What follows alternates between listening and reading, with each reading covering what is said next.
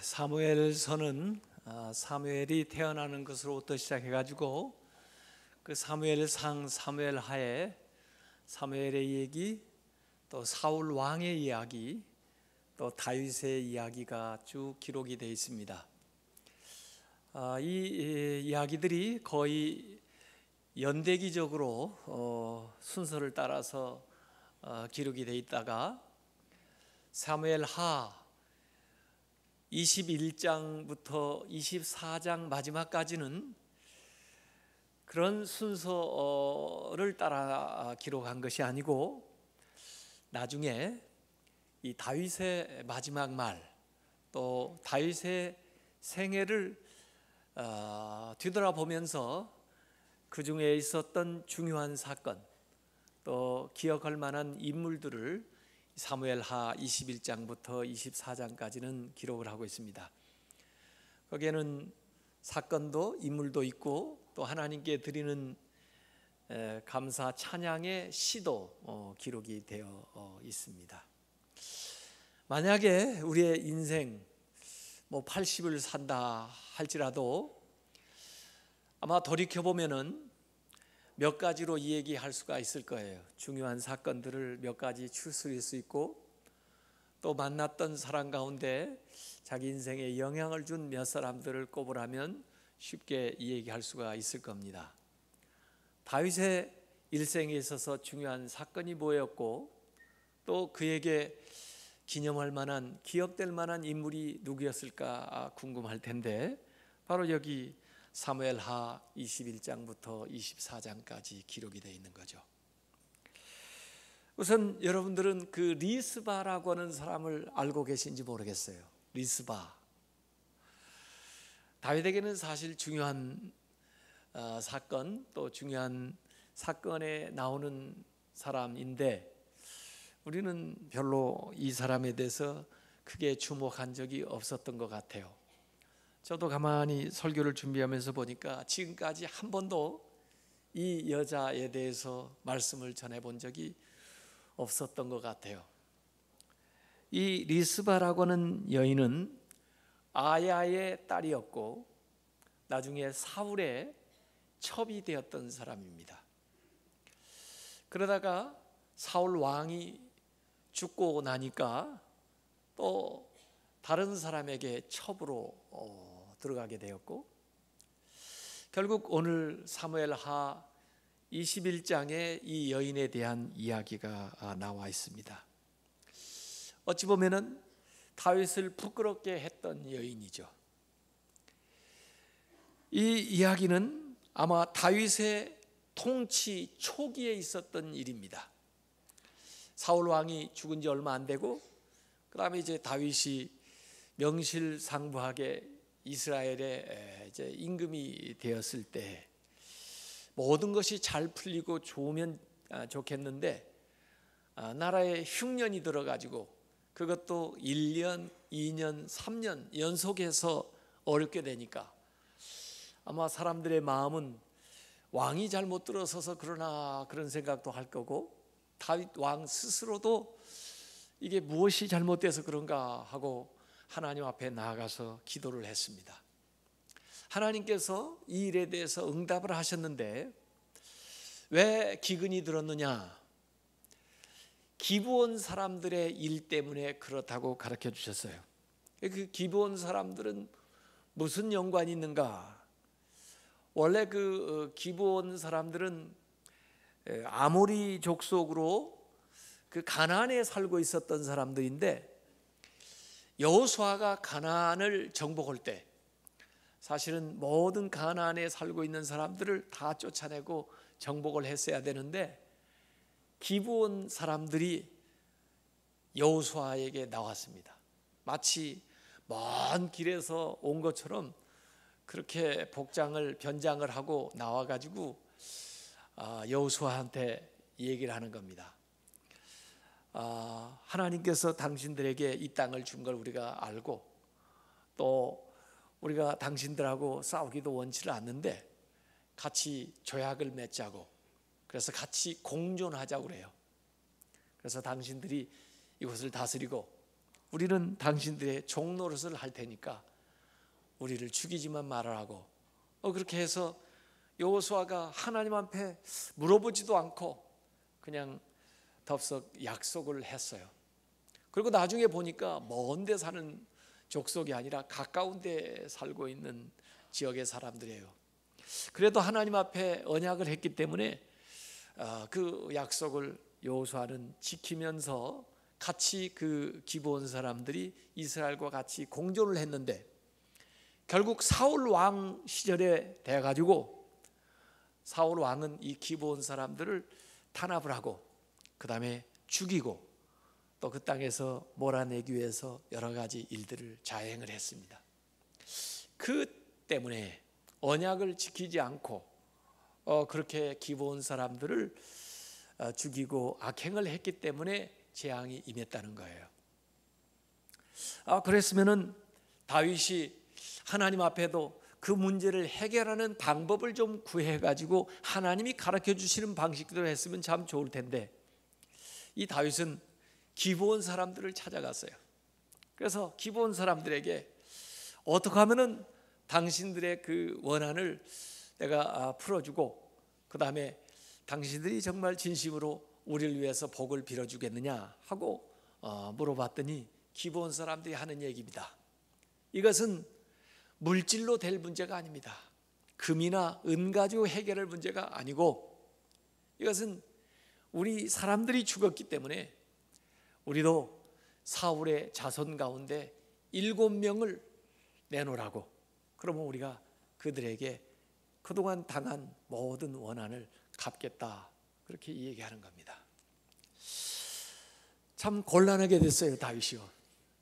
그래도 문제를 해결해야 되겠다 생각해서 사울의 자손 가운데 누구를 내줄까 고민을 했어요. 우선 요나단하고는 형제처럼 지냈고, 요나단하고 서로 다윗도 약조를 하기를 그 후손들을 선대하고 또 그렇게 하겠다고 했는데 요나단의 자녀를 내놓을 수는 없죠. 그래서 무비보셋이라고는 그 요나단의 자녀가 있었는데 그를 내줄 수는 없고, 누구를 내주나 생각하다가 알아낸 게 이 리스바라고는 여인, 사울의 첩이었는데 그 여인에게 두 아들이 있었습니다. 그 아들이 알보니 그리고 무비보셋입니다. 이 무비보셋은 요나단의 아들 무비보셋하고 이름은 같지만 다르죠. 이 두 아들을 우선 데려오고 그 다음에 사울의 딸 메랍의 소생인 5 아들을 또 데려와 가지고 7명을 기브온 사람들에게 내줬어요. 그랬더니 그 기브온 사람들이 이 7명을 다 목을 매달아 가지고 죽였습니다. 하여간에 원한이 있는 사람들에게 그 가해자를 내놓으니까 이렇게 돼버린 거죠.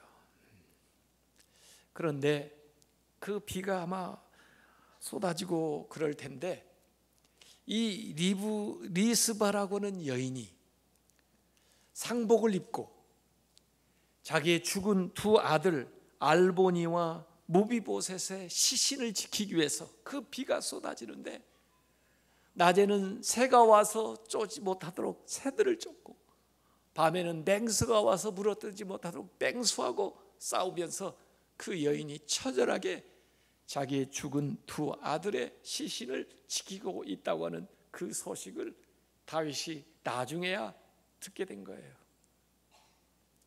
그래서야 다윗은 자기가 뭘 잘못했는지를 깨달은 겁니다.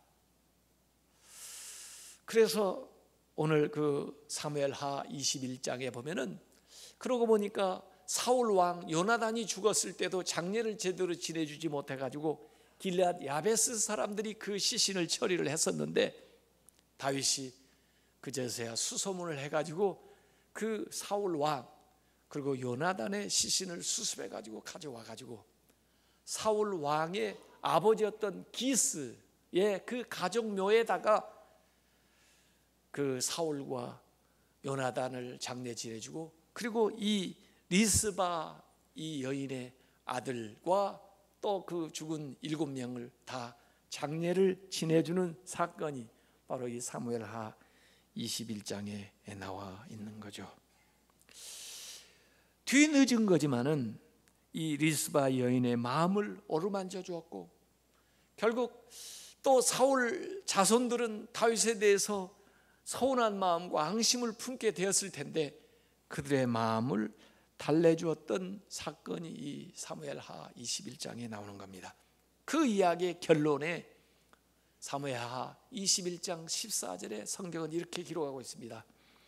그 후에야, 다윗이 그들의 장례를 지내주고 난 그 후에야 하나님이 그 땅을 위한 기도, 이 흉년에서 기근에서 벗어나게 해달라고 다윗도 기도했을 거고 백성들도 기도했을 텐데 그 후에야 하나님이 그 땅을 위한 기도를 들으시니라 그랬습니다.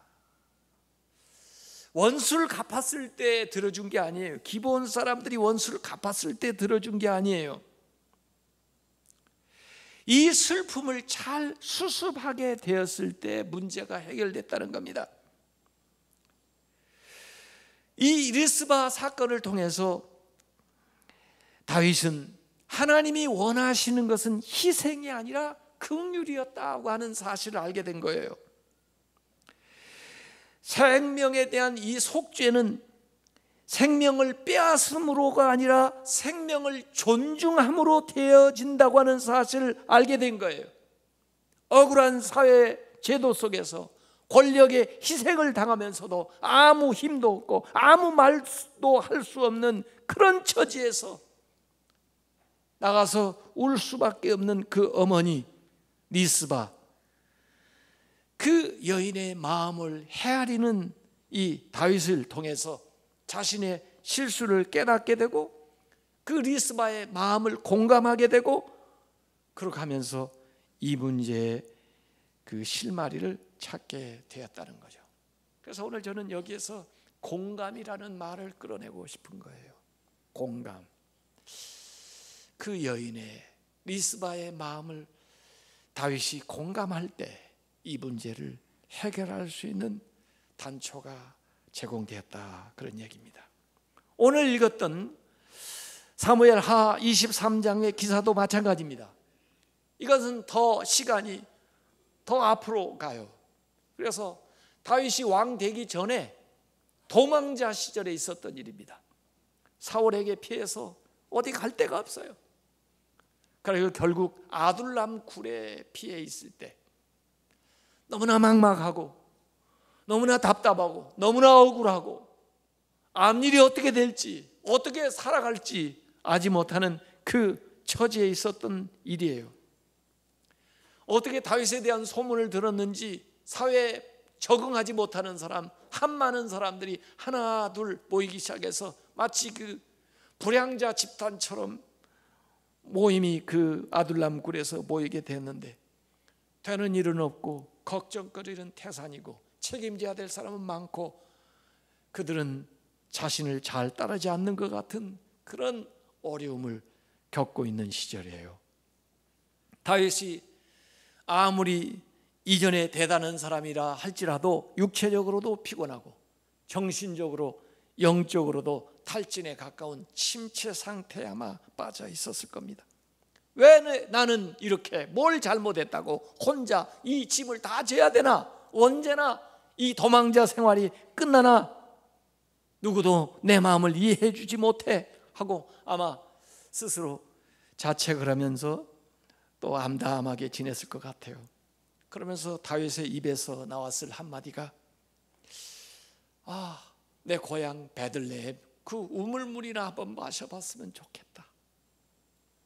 이것은 무슨 명령도 아니고 그냥 탄식이었을 것 같아요.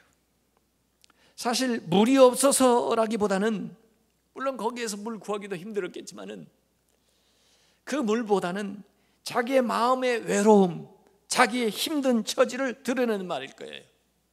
우리가 그러잖아요. 몸이 아프고 약해지면 누구 생각나요? 어머니 생각나. 고향 생각나요. 옛날에 먹던 음식 생각나지 않아요? 저도 미국에서 공부할 때 어쩌다 그 우리 시골에서 어머니가 끓여주던 추어탕이 좀 생각난다 교인들에게 한마디 했다가 그 다음 날 어느 교인이 추어탕을 끓여가지고 온 거예요. 그래서 아니 이 내시빌 이 미국에 어떻게 이 미꾸라지가 있어서 이걸 추어탕을 끓여왔느냐고 그랬더니 드셔보세요. 어머니가 만드신 거하고 비슷한지나 모르겠어요. 그래서 한번 먹어보니까 그럴듯해요. 야, 신기하다고. 어떻게 이 미꾸라지를 구했냐 그랬더니 꽁치인가 고등어인가 그걸로 끓였다고 하더라고요. 어쩜 그렇게 감쪽같이 맛을 그렇게 냈죠? 야, 이 헤아리는 마음, 음식이 맛이 아니라 그 마음이 감동이 되는 거예요.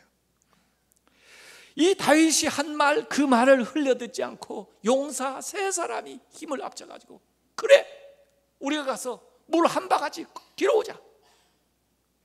그리고는 이들이 목숨을 건 거예요.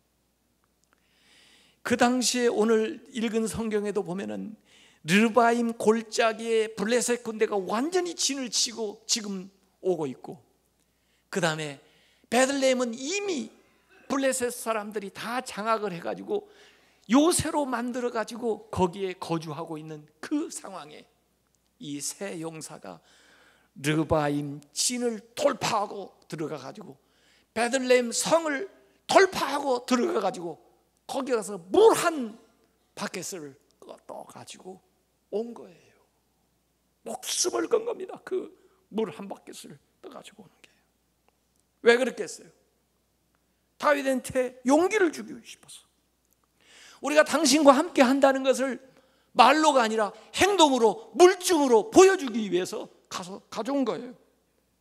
가지고 다윗이요, 당신이 어려서부터 마셨던, 당신 고향 어머니 집에 있던 이 우물 우리가 떠왔으니 이걸 마시세요. 그걸 보고 반응하는 내용이 오늘 본문에 나와 있는 겁니다. 사무엘하 23장 17절에 여호와여, 내가 나를 위해서 결단코 이런 일을 하지 아니하리이다. 이는 목숨을 걸고 갔던 사람들의 피가 아니니까, 이건 물이 아니라 피다, 피 하고 마시기를 즐겨하지 아니하니라. 새 용사가 이런 일을 행하였더라. 더 말해서 뭐하냐, 새 용사에 대한 이야기는 요 한 이야기로 모든 것을 대변하는 겁니다. 그 후에도 혁혁한 공을 세우고 목숨 바쳐 충성을 했겠지만은 다윗의 마음속에 남아있는 것은 그때 내가 힘들 때, 외로울 때 내 입으로 한마디 뱉었던 그 말을, 명령도 아닌데 목숨을 걸고 가서 그걸 가져왔던 그 세 사람, 그 사람들이 나에게 그런 일을 행했다는 거예요. 이게 뭐예요? 이게 공감하는 마음이에요. 다윗의 마음을 공감하는 그 세 용사, 또 그들의 충성 어린 마음을 공감하는 다윗, 이것이 오늘 제가 이 얘기하려고 하는 얘기입니다. 공감할 때 감동이 생기고 공감할 때 변화가 생기는 거죠. 그래서 이 다윗은요, 그걸 자기가 마시지 않고 부어드렸는데, 여기 이 이야기가 이스라엘의 공식적인 역사에 기록이 되어 있어요. 이게 역대상 11장 15절에서 19절까지 그 왕들의 기록에 나오는 얘기입니다. 거기에 이렇게 기록했습니다. 역대상 11장 18절 19절에 다윗이 마시기를 기뻐하지 아니하고 그 물을 여호와께 부어드리고, 자기가 마시지 않고 하나님께 부어드렸다는 거예요. 하나님께 부어드리는 것은요, 이게 번제, 전제, 하나님께 드리는 예물로, 제사로 드리는 거예요. 하나님께 부어드리고 이르면서 내 하나님이여, 내가 결단코 이런 일을 하지 아니하리라. 생명을 돌아보지 아니하고 갔던 이 사람들의 피를 어찌 마시리까? 나는 못 마신다. 그러나 그것으로서 다윗은 엄청난 용기와 힘을 얻었을 거라고요. 이 세 사람의 마음뿐만 아니라 이 행동은 바로 다윗의 성품을 그대로 드러내고 있는 거예요. 여러분, 성경에 하나님이 칭찬한 사람 많이 있습니다. 하나님과 동행한 사람도 있었고요, 그런데 저는 하나님이 칭찬한 말씀 가운데 다윗을 칭찬한 말씀이 정말 제일 좋은 칭찬인 것 같아요. 그런 말씀을 듣고 싶어요. 뭐라고 다윗을 얘기한 줄 아세요? 내 마음에 합한 자라 그랬어요. 하나님 마음에 든다는 거예요. 마음이 통한다는 거예요. 하나님하고 다윗이 공감한다는 거예요. 공감. 하나님하고 공감하기 때문에 다른 사람들하고도 통하는 거예요. 다윗이 요나단하고도 참 적대할 수밖에 없는 그런 처지에 있었지만은 공감하는 거예요. 그 밖에 이 용사들 그리고 이 르스바 같은 여인과도 마음이 통하는 거죠. 공감하는 거죠. 그래서 다윗은 다른 사람을 통해서 자기를 보는 자기 인지 능력이 탁월했던 사람이에요. 자기를 비춰보래요. 피드백을 하는 거죠. 거울처럼 자기를 비춰봐요. 나단이 와서 부자와 가난한 사람의 얘기를 했을 때도 그 이야기를 통해서 자신을 비춰보는 거예요. 그래서 자기의 부족한 부분들을 알아내고 고백하는 거죠. 오늘 이 사무엘 하 23장에는 37명의 용사에 대한 기록이 나오고 있습니다. 다윗의 마지막 말이라고 그러면서 37명의 용사가 했던 일들을 기록하고 있어요. 이것도 다윗의 훌륭한 면이에요. 뭐냐면은 자기 수하에 있는 사람들이 잘했던 것을 여기 드러내고 있는 거죠. 그 이름 가운데 우리가 아는 이름도 있지만 모르는 이름이 더 많죠. 잘못된 지도자들은 부하들이 한 공까지 자기가 가르치는 사람이 있는 반면에 이 다윗 같은 사람은 자기가 대단한 일을 한 것 같았는데 사실은 이게 다 이런 부하, 이런 사람, 이런 용사가 이렇게 한 덕이라고 공을 나눠주는 거예요. 이 훌륭한 지도자예요. 여러분 여기 37명의 이름이 나오는데 마지막에 사무엘하 23장 39절에 누가 이름이 나오는지 아십니까? 37명 가운데 마지막으로 햇사람 우리아가 나옵니다. 우리아가 누굽니까? 밧세바의 남편이에요. 밧세바는 누굽니까? 다윗이 간음하고 빼앗아왔던 여인이에요. 우리아는 다윗에 의해서 억울하게 죽은 사람이에요. 다윗의 마지막 말에 자기 인생의 기록에 이 햇사람 우리아를 기록하고 있어요. 우리아의 그 억울한 죽음, 자기의 잘못된 일에 대한 고백이 담겨있는 이야기죠. 사실은 우리아는요 너무나 충성스러운 부하였어요. 다윗은 그 충성스러운 부하의 참 못된 지도자였거든요. 우리아 이 얘기만 하면은 아마 다윗은 작아질 수밖에 없는 거예요. 그러나 여기 햇사람 우리아의 이름을 얘기해요. 그리고 또 이상한 것은 다윗의 용사하면 일본으로 나와야 되는 사람이 누군지 아세요? 군사령관인데 누군지 아세요? 요압입니다. 요압 장군이 없다면 다윗이 왕이 될 수도 없었을 거예요. 왕위를 지키기도 버거웠을 거예요. 어떤 때는 사실은 이 요압은 다윗에게 위협적인 존재로 비칠 만큼 대단한 실력자예요. 그런데 이 37명의 이름을 적어 놓으면서 요압이 안 나옵니다. 요압의 이름을 몰라서 적지를 않았을까요? 그러지는 않습니다. 왜냐하면 요압의 형제는 이름이 나와요. 요압의 아우 아비세, 요압의 아우 아사엘은 나와요. 그런데 요압은 진작 이름이 없어요. 요압의 한 일에 대해서도 뭔가 언급을 할 듯한데 이야기를 안 해요. 왜 그럴까요? 요압은 다윗하고 함께 있으면서도 마음을 함께 할 수 없었던 사람이에요. 다윗이 그를 때로는 이용을 하고 또 요압도 다윗을 이용을 했는지는 몰라도 그래도 기억할 만한 그런 감동이 될 만한 마음을 함께 할 만한 사건들이 없었던 거예요. 요압은 다윗과 함께 하면서도 마음은 다른 곳에 있었기 때문에 그렇죠. 이 요압은 자기 주장이 강해서 때로는 독단적이고 잔인하고 때로는 다윗을 무시하면서 월권도 했던 사람이에요. 요압은 실력자이기는 했지만은 지도자는 못 되는 거죠. 리더라는 게 뭐냐?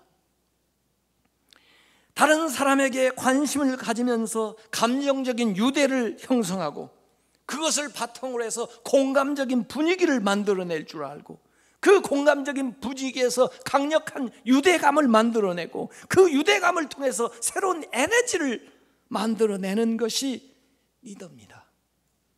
그렇기 때문에 리더에게 있어서 이 감성이 굉장히 중요하고요, 이 공감한다는 능력이 굉장히 중요한 겁니다.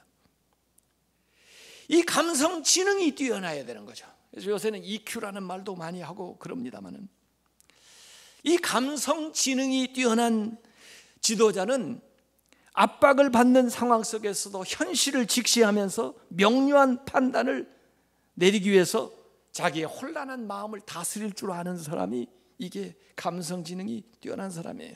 이런 사람들은 가치 지향적인 행동을 하면서 개방적이고도 유연한 리더십을 발휘한다. 21세기의 리더는요, 예술가 같아야 되고 성직자 같아야 된다, 이런 말을 많이 해요. 예술가 같다는 게 뭐예요? 예술가 같다는 것은 감성이 풍부해야 돼요. 성직자 같다는 건 뭐예요? 도덕성이 뛰어나야 된다는 거예요. 이 두 가지가 같이 있어야 된다.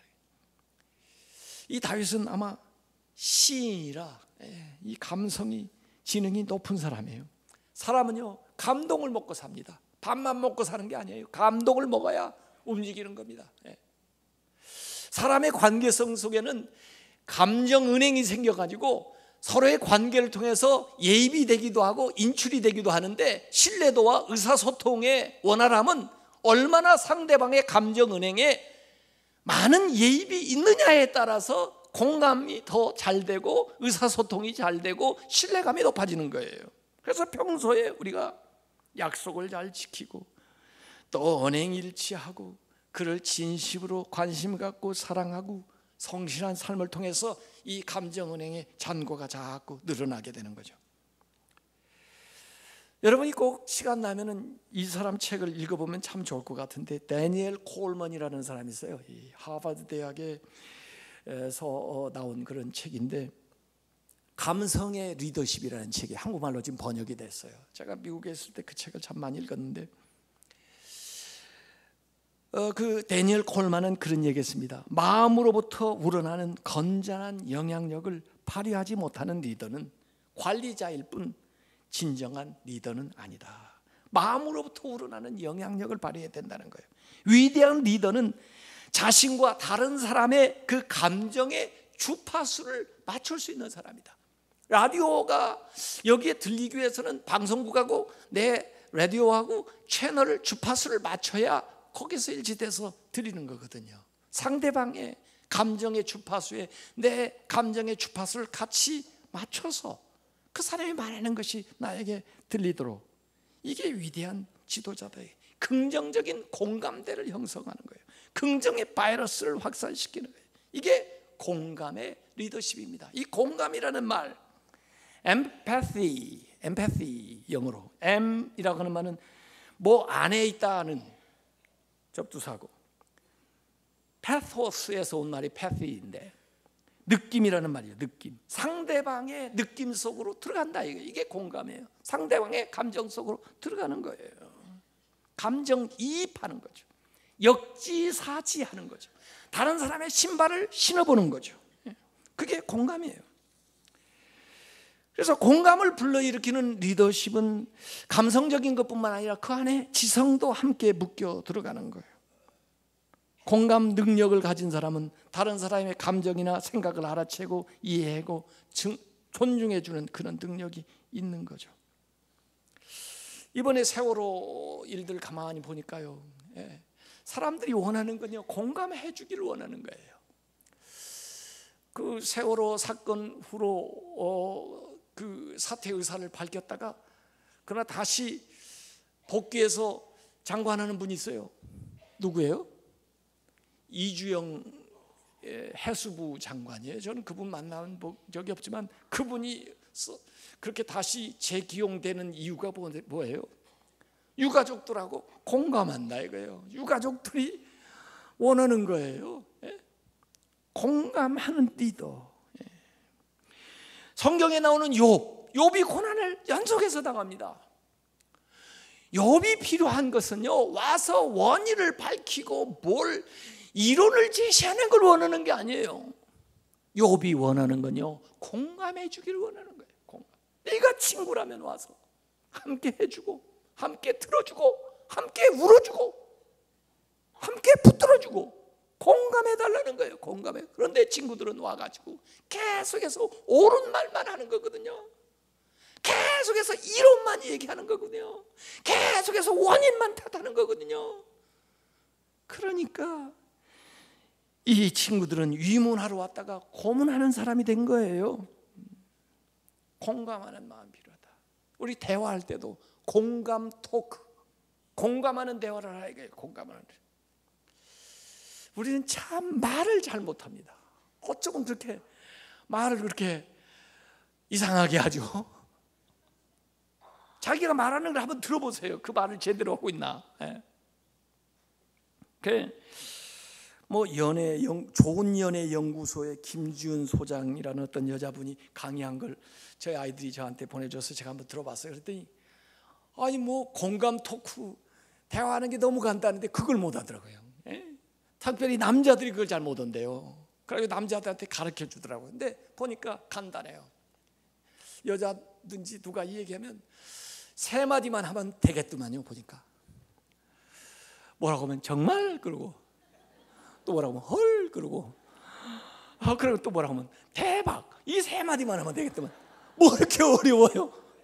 정말, 헐, 대박 그러면 되겠더만. 뭐 이렇게 하는 소리를 많이 하고 그렇게 뭐라고 자꾸 해가지고 대화가 안 되는데 같이 공감을 해주는 거야. 얼마나 힘들어. 좋겠구나. 같이 공감을 해서 이 얘기가 자꾸 나오다 보면 스스로 문제 있던 사람도 다 해결을 하고 좋은데 말이에요. 그걸 못해. 그걸 안 들어주는 거예요. 그래서 사람들이 답답해가지고 대화가 안 된다고 그러고. 폴 베어 브라이언트라고 하는 사람은 그런 얘기했습니다. 나쁜 일을 생길 때면 그건 나 때문이야, 그렇게 얘기를 하는 거예요. 괜찮은 일이 생길 때면 그것은 우리 때문이야, 그러라는 거예요. 정말 좋은 일이 생기면 그것은 바로 당신 때문이야, 그렇게 얘기하라는 거예요. 그러면 마음이 열린다는 거죠. 공감을 하지 않고 세상에 선동만 자꾸 하고 있으니 말이에요. 선동은 뭔지 아세요? 이건 부정적인 공감이에요. 이간질하는 것이고 사람들에게 두려움을 가져다 주고 분열을 가져다 주는 거예요. 그걸 자기가 정치라고 그걸 잘하고 있다고 하고 있으니 문제가 해결됩니까? 공감을 하기 위해서는 낙관적인 태도가 있어야 되고, 공감을 하기 위해서는 유머 감각도 있어야 되고, 공감을 하려면 열린 마음을 가지고 남의 말을 좀 귀담아 들어야지요. 그리고 공동의 목적이 무엇이며 어디에서 우리가 연대감을 찾을 수 있을 것이며 어떤 거에 협조할 수 있는가를 생각하고 나가야 되죠. 예수님도 보니까 탁월한 공감의 리더였어요. 보니까 나다나엘은 예수님에 대해서 얘 무슨 나사렛에서 선한 것이 나올 수 있대. 그런데 예수님은 나다나엘을 보자마자 내가 네 무화과나무 아래 있을 때 보았노라. 저를 진짜 아세요? 너 무화과나무에 있을 때 내가 이미 보았어. 너 왜 무화과나무에 있은지 아세요? 기도하느라고. 누가 메시아가 언제 이 세상을 그렇게 나름대로 고민하고 있었던 그 마음을 예수님께서 공감을 해주는 거예요. 그러니까 마음이 다 열리는 거예요. 현장에 가늠하다가 잡혀있는 여인에게도 예수님께서 너를 정죄한 자가 어디 있느냐? 나도 너를 정죄하지 아니하노니 가서 다시는 죄를 범하지 마라. 공감하면서 얘기해 주시잖아요. 무화과나무 위에 예수님을 좀 보려고 키가 작으니까 올라가 있던 세리장 여리고 삭개오, 아무 말도 못했지만 예수님께서 그를 보고 삭개오야 내려오너라. 내가 오늘 너의 집에 유하해야 되겠다. 자기 마음의 빗장 열리니까 재산이고 뭐고 정말 하나님이 원하는 거, 주님이 원하는 삶을 살겠다고 그러잖아요. 우물가에 만났던 사마리아 여인도 그렇고, 옥합을 깨뜨렸던 여인도 그렇고, 가버나움에서 지붕을 뚫고 내려오는데 말이에요. 그런데도 예수님이 껄껄 웃으시면서 저들의 믿음을 칭찬하셔요. 이게 주님의 공감의 능력이에요. 마음의 문을 열어주는 거죠. 그래서 히브리서 4장 15절에 우리에게 있는 대제사장은 예수님이죠. 우리에게 있는 대제사장은 우리의 연약함을 동정하지 못하실 리가 아니요. 참 아쉬워요. 이 동정이라고 왜 번역을 했을까? 여기 공감이라고 해야 되는데 동정하고 공감은 달라요. 동정은 그냥 있는 위치에서 그러지 못한 사람을 도와주는 게 동정이고, 예수님은요 우리 아래까지 내려오셔서 공감하셨어요. 공감. 사실 제가 미국에 있을 때 어느 날 신문에서 본 기사라 오래 기억이 나서 이 얘기인데, 인디애나주에서 있었던 일이에요.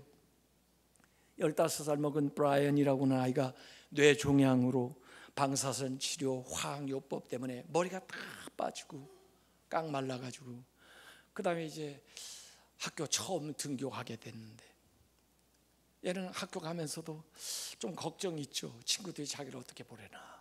학교에 갔는데 말이에요, 그 반의 아이들이요 전부 다 머리를 깎고 왔어요. 전부. 친구가 외로워할까 봐 그 친구의 마음을 이야기해서 그 전날 아이들이 전부 이발소에 가가지고 머리를 다 밀고 아침에 만약에 그걸 사진을 찍어요. 한반 전체가 다 머리를 다 깎고, 그래서 사진을 찍어가지고 신문에 나온 거예요. 누가 아픈 애인지 누가 건강한지 구별이 안 되는 거예요. 그게 공감이에요. 그게 공감. 이 공감하는 마음이 컴패션입니다. 컴패션, 아픔을 함께 하는 거죠. 이런 때 변화가 일어나요. 여성들은 이 공감하는 능력이 탁월합니다. 그래서 아이가 그냥 울어도 말을 하지 않고 그냥 울어도 왜 우는지를 알아요. 느끼는 거죠. 이게 감정적으로 공감하고 인지적으로 공감을 하는 거예요. 오늘 외웠던 말씀 로마서 15장 5절부터 사실 읽으면 참 좋습니다. 여기 이렇게 나와요. 이제 인내와 위로의 하나님이 너희로 그리스도 예수를 본받아 서로 뜻이 같게 하시사. 뜻이 하나가 되는 게 공감하는 거예요. 한 마음과 한 입으로 하나님 곧 우리 주 예수 그리스도의 아버지께 영광을 돌리게 하려나. 그러므로 그리스도께서 우리를 받아. 이걸 받는다고 왜 번역을 했을까? 이걸 사실은 영어로 하면 accept인데, accept는 용납이라고 해야 더 강한 뜻이 되는 건데, 그리스도께서 우리를 용납하신 거예요. 있는 그대로 용납을 하신 거예요. 용납을 해서 하나님께 영광을 돌린 것처럼 너희도 서로 accept해라, 용납을 해줘라 이거예요. 자꾸 비난하고 자꾸 밖으로 내치지 말고 용납을 하라 이거예요. 받아들여 줘라 이거예요. 공감하기 위해서는 경청해야 됩니다. 잘 들어야 됩니다. 그래서 야고보서 1장 19절에도 내 사랑하는 형제들아 너희가 알지니 사람마다 듣기는 속히하고, 귀가 두 개 있는 것은 말하는 것보다 듣는 걸 더 많이 하라는 거죠. 그리고 잘 들으라는 거예요. 말하기는 더디하며 성내기도 더디하다. 듣는 데 탁월해. 이게 공감적 경청이라고 합니다. 공감적 경청은 어떻게 하냐? 귀로도 듣고 눈으로도 듣고 머리로도 듣고 입으로도 듣고 가슴으로도 듣는 거예요. 마음으로 듣는 거예요. 마음으로 느끼는 거예요. 그 느낌까지 의미까지 행동까지 다 감지하면서 직관적으로 느끼는 게 공감적 경청이에요. 그게 참 중요합니다.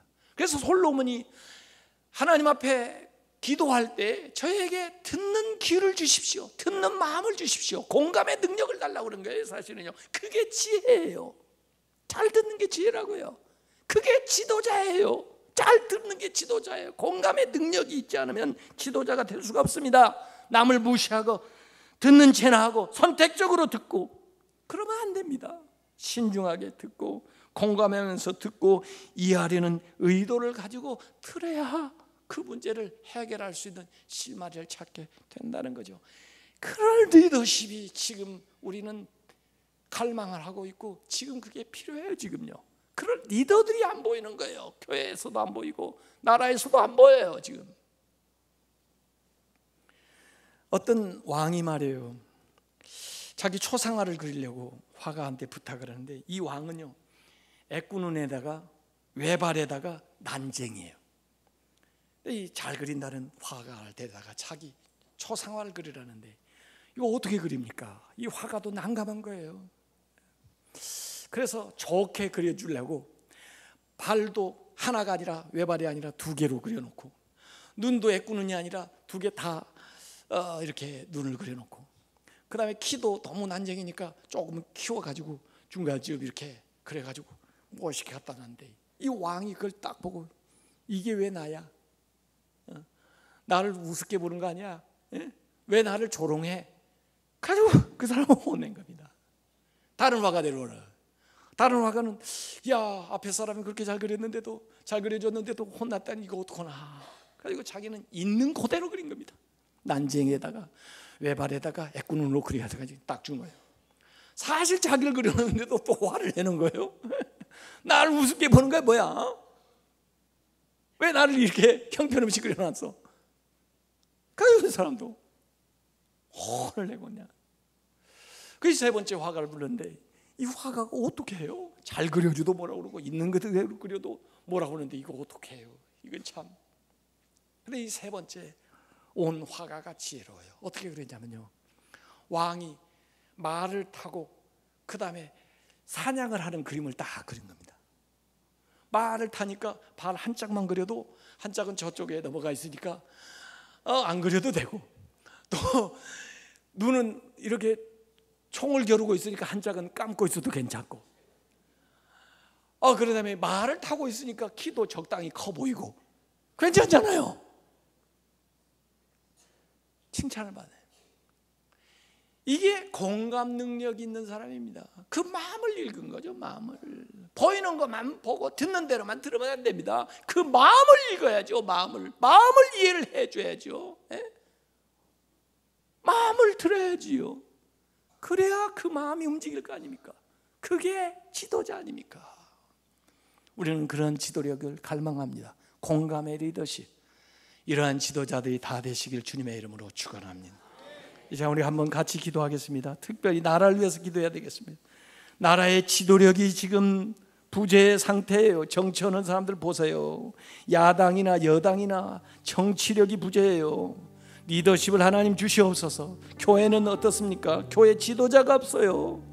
교회를 통합할 수 있는 리더가 안 나오고 있어요. 우리 가정은 어떻습니까? 내 인생은 어떻습니까? 하나님 나에게 참된 지도력을 주셔서 내 삶을 바로 이끌어 나가고, 가정을 바로 이끌어 나가고, 교회를 바로 이끌어 나가고, 이 땅을 바르게 하나님 앞에 나아갈 수 있도록 도와주시옵소서. 주여 한번 부르고 기도하겠습니다. 주여!